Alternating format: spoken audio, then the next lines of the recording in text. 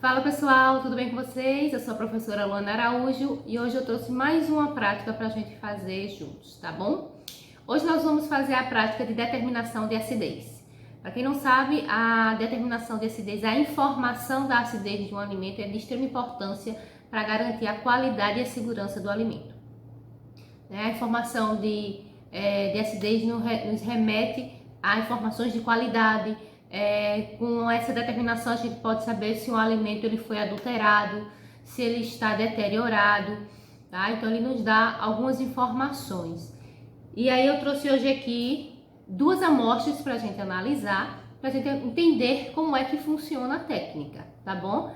Hoje a gente vai analisar o leite e vamos analisar uma bebida destilada, que nesse caso eu trouxe vodka, tá? Então são duas amostras bem diferentes. Cada uma tem sua metodologia, tá certo? Mas a técnica é a mesma, tá bom? A técnica de titulação, tá bom? O que vai modificar são pequenos detalhes. Bom, então a gente vai começar analisando o leite e em seguida a gente analisa a bebida destilada. Na aula de hoje eu não vou estar utilizando o pH-metro, tá? Porque as amostras são claras, né? O leite é branco, então a gente consegue fazer a identificação pelo indicador. Mas se eu estivesse aqui utilizando uma amostra mais escura, né? Um suco de uva, ou até mesmo um suco de laranja, uma coloração mais alaranjada, até mais amarelada, que me dificultasse visualizar o ponto de viragem, aí eu estaria utilizando o pH-metro para me auxiliar. Isso não quer dizer que pela amostra ser transparente eu não possa estar utilizando o pH-metro, não. Eu até acho que com a utilização do pH-metro a gente tem um resultado mais eficiente, tá certo? Mais exato. Mas nesse momento eu não vou utilizar, tá certo? Mas se você puder estar utilizando o pH-metro na sua determinação de acidez, você vai conseguir ter um resultado melhor ainda do que com um indicador, tá bom? Vou mostrar para vocês quais são todas as vidrarias, né, que a gente vai estar utilizando e logo em seguida já vamos iniciar todo o procedimento, tá bom? Segue os materiais que nós vamos utilizar na prática de acidez. Vamos precisar de uma bureta de 25 ml, vamos estar utilizando um Erlenmeyer de 25, uma pipeta de 10 ml, um pipetador, alguns Erlenmeyers adicionais, Becker, pipetinha de Pasteur que a gente vai utilizar como contra-gotas, água destilada, fenolftaleína como indicador e hidróxido de sódio como nossa base, tá bom? Então isso aqui é o que nós vamos precisar para fazer essa prática. Vamos lá. O primeiro passo, a primeira coisa importante que a gente tem que fazer é verificar se nossa bureta está danificada, tá? Não utilize nenhuma vidraria rachada, quebrada, tá bom? Para evitar acidentes. Verifique se ela está com algum tipo de vazamento. Para isso você pode testar com água. Coloca um pouco de água dentro da sua bureta. Verifique se ela vai vazar em algum ponto, principalmente nesta válvula, tá? Você deixa ela fechada, obviamente. Nesse sentido aqui ela está fechada e assim ela está aberta. E você deixa ela fechada, coloca um pouquinho de água, não precisa encher. Um pouquinho mesmo é suficiente e verifica se ela vai vazar por essa válvula. Se ela não estiver vazando, você descarta esse restinho de água e aí você está apto a usar essa bureta. Então, sempre antes de iniciar, você tem que verificar se sua bureta está apta, tá bom? Feito isso, o que é que a gente vai fazer? Nós vamos pegar o hidróxido de sódio, colocar um pouco de hidróxido de sódio aqui, pouquinho, nada de muito, para fazer uma rinçagem, tá? O que é a rinçagem? É a gente fazer o nosso material, o nosso reagente, o líquido que for estar aqui, passar por todas as partes do meu material. Para quê? Para retirar qualquer resíduo que tenha ficado aqui anteriormente, né? A água, por exemplo, que eu acabei de usar, então eu faço a limpeza com já com o material que eu vou estar utilizando, tá bom? Uma dica que eu gosto muito de fazer é colocar o hidróxido de sódio em um becker, tá? Em um becker pequenininho, como eu fiz aqui, tá? A gente coloca um pouquinho de hidróxido de sódio no becker, porque ele tem um biquinho e aí fica fácil de colocar na parte superior da bureta, tá certo? Deixa eu tentar baixar mais um pouquinho aqui para ver se vocês conseguem. Ótimo, dá para vocês visualizarem. Eu gosto também de colocar um papelzinho, tá? Para evitar de passar. Só um detalhe, né? Antes de eu iniciar essa prática aqui, eu vou colocar o jaleco, tá? O jaleco direitinho. Eu costumo colocar um papelzinho aqui na borda. Que às vezes, por mais cuidado que a gente tenha, pode derramar um pouquinho do hidróxido de sódio, tá? Mas eu vou tentar fazer com cuidado, eu vou botar pouco. Pronto. Agora eu vou retirar ele daqui. E eu vou fazer uma rinçagem. Aí eu também costumo, o mesmo papelzinho que eu usei, ó, eu coloco ele aqui na ponta. Ó.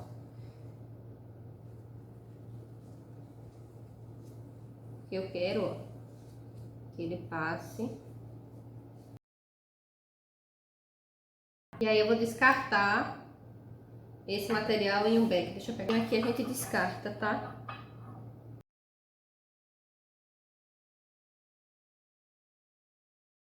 Isso. Aí agora nós vamos colocar novamente o hidróxido de sódio, tá?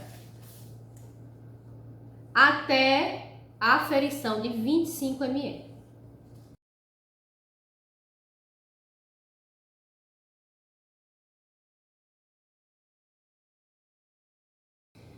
Está exatamente em 25 ml. Percebam que o hidróxido está exatamente na aferição de 25 ml. Percebam que o buchinho, opa, desfocou. Que o buchinho feito, né, com a gota, bate exatamente na linha, tá? É assim que tem que ficar.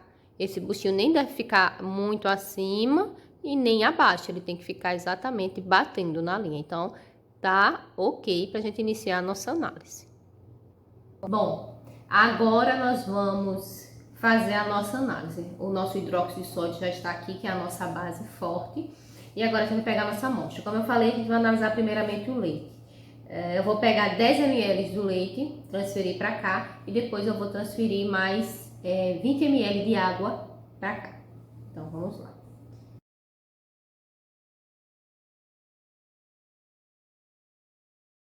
Pronto, já temos aqui 10 ml. Agora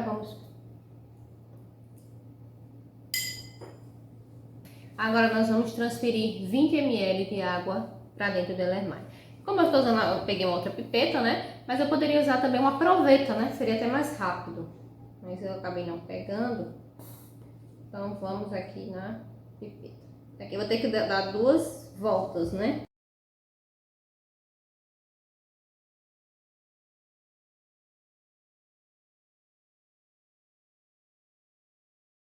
Pronto, feito isso, nós vamos agora adicionar. Não precisa ser muitas gotas, tá, gente? Não é para encharcar de fenolftalina, não. A fenolftalina vai ser o nosso indicador, tá bom? Nós vamos usar aqui como...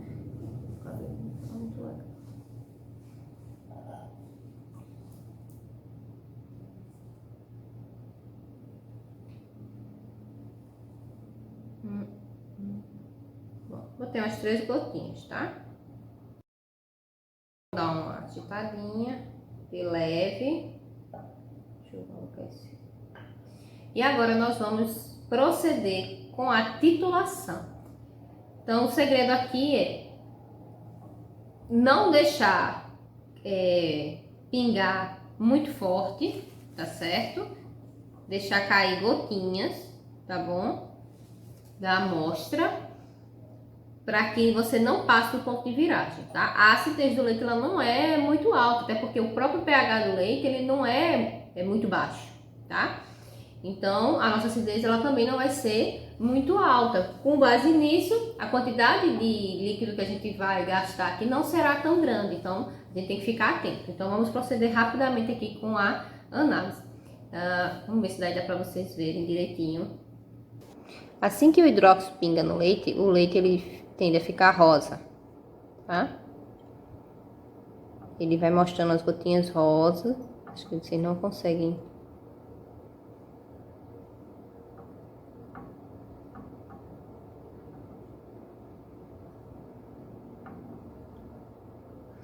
Deixa eu tentar mostrar a vocês. Não dá pra ver. Vamos lá.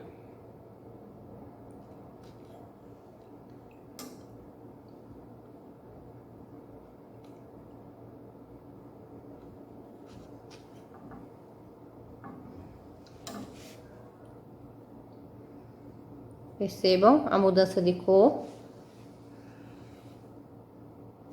Então aqui já deu um ponto de viragem. Perceba que ele tá rosa, né? Já saiu da tonalidade, então já fez o ponto de viragem. O que a gente vai fazer agora é verificar quanto que a gente gastou. Então, observando aqui o volume gasto na titulação, né? Foi de 3 ml, tá? Gastamos exatamente aqui, ó. 1, 2, 3 ml, tá bom? Então, esse valor é o importante para a gente poder colocar na nossa fórmula. Bom, então agora vamos proceder novamente com outra análise de leite, tá? A mesma coisa, vai ser em duplicata. A gente já viu que nessa primeira gastamos 3 ml, vamos ver se na próxima vamos gastar também. Então, agora eu vou fazer o mesmo procedimento, tá, pessoal? 10 ml de leite com 20 ml de água. Vamos preparar. Deixa eu dar uma informação importante, né, pessoal? O pipetador, ele é uma mão na roda pra gente. Esse aqui é maravilhoso. Mas tem que lembrar de apertar aqui, tá? Às vezes a gente esquece e não consegue subir o líquido. Então, isso aqui tem que estar apertado pra você subir aqui, ó. Tá vendo? Ó, ele sobe bem direitinho. E a mesma regra, tá? Ó. Se passar do tracejar, do tracinho, da aferição, você tem que diminuir um pouco para que o buchinho, né? Deixa eu ver. O buchinho, a parte de baixo da gota, fique batendo na linha, tá? Então aqui eu passei, né? Então, ok. Agora, vamos passar para ela.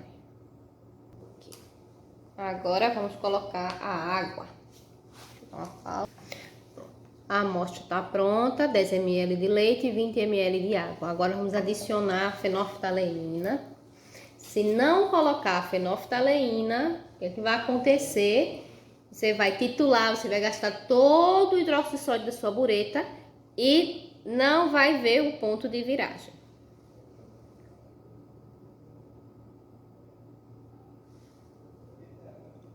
Tá?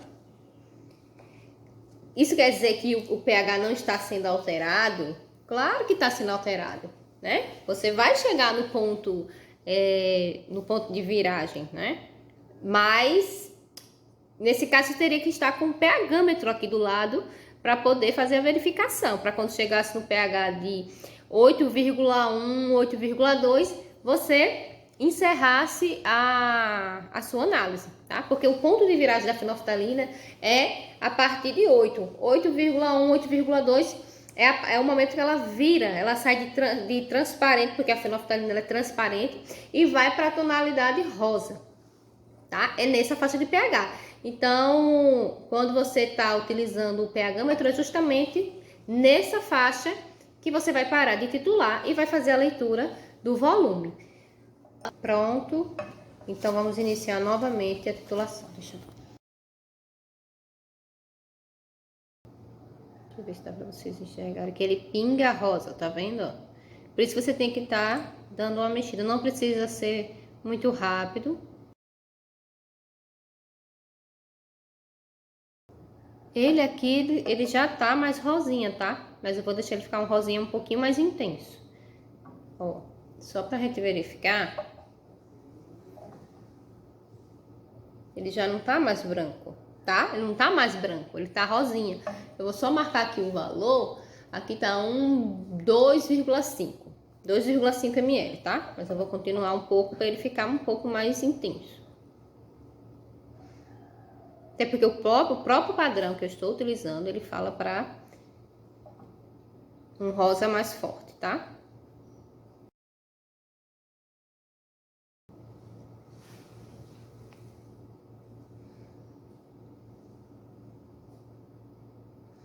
certo? Então aqui, ó, o rosinha já ficou mais intenso, certo? E já tá bom. Agora a gente vai fazer a verificação aqui da leitura. 1, 2... Aqui já gastamos menos, tá? 2,9. 2,9, tá bom? Então, o primeiro foi 3 e o segundo foi 2,9 ml. Então, são esses dois valores que nós vamos utilizar na fórmula que eu vou deixar para vocês daqui a pouco, tá bom? Então, padrão de acidez de leite é dessa forma que a gente faz. Bom, agora nós vamos fazer o pH do leite e em seguida a gente vai fazer o pH de uma das amostras que a gente titulou, tá bom? Para ver a diferença.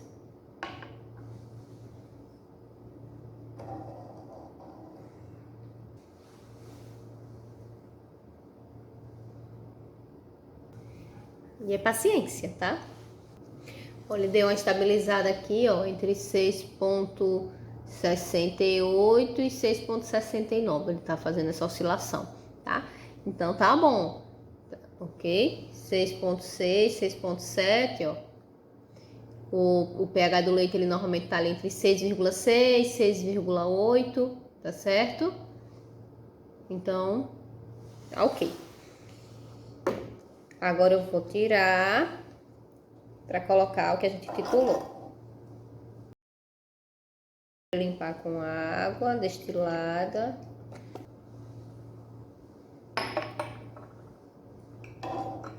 Fazer minha mão de suporte aqui. Ah, mas olha só. Já passou de 9.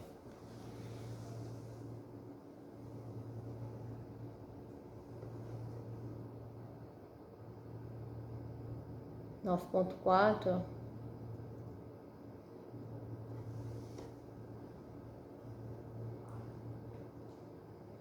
Não precisa nem ver onde ele vai estabilizar, tá, gente? Porque eu queria saber se ele tinha dado ponto de viragem. O ponto de viragem ele deu, tá? O que isso aqui nos indica, esse pH, né, mais elevado, é que você gastou mais do que necessário de hidróxido de sódio. Você não precisaria ter gastado isso tudo. Consequentemente, sua acidez vai dar um pouco maior, né? Porque quanto mais hidróxido você gasta, maior vai ser o valor da sua acidez. Então, ou seja, então de repente a acidez aqui ela é menor, tá? Mas como você gastou mais hidróxido na nossa análise aqui, o seu valor vai dar um pouquinho mais elevado, tá bom? Mas quanto vai ser isso? Só depois que a gente calcular, tá bom? Então, neste caso aqui, nós poderíamos ter parado a titulação antes. Então, realmente, ficaria mais claro do que isso ainda, para que esse pH ficasse mais perto ali do 8,2, 8,3, bom? Pelo que eu tô vendo aqui, ele estabilizou em 9,66. Então, o pH aqui deu 9,66, tá certo? Poderia ter ficado menor. Então, aqui já entra um pouco de erro, tá? O nosso acidez vai dar um pouquinho mais alto do que deveria. Bom, então essa é a ajuda do pH-metro na hora que a gente vai fazer uma determinação de acidez. Então, se você quer realmente uma precisão melhor, tá? É importante que você utilize o pH-metro. E aí, lógico, você vai demorar talvez um pouquinho mais para fazer a análise, porque você vai ter que ficar verificando. Mas em compensação, você vai ter um resultado mais confiável, tá? Porque você vai ter mais certeza na sua análise. Então, você vê que o pH-metro é super simples de usar, não tem o que fazer, né? E dá uma grande ajuda. E mais uma vez, se a nossa amostra ela fosse escura, e às vezes nem só uma amostra escura não, tá? Porque eu já fiz análise de laranja, que só pelo fato da cor já ser um pouquinho mais mais escurinha, né?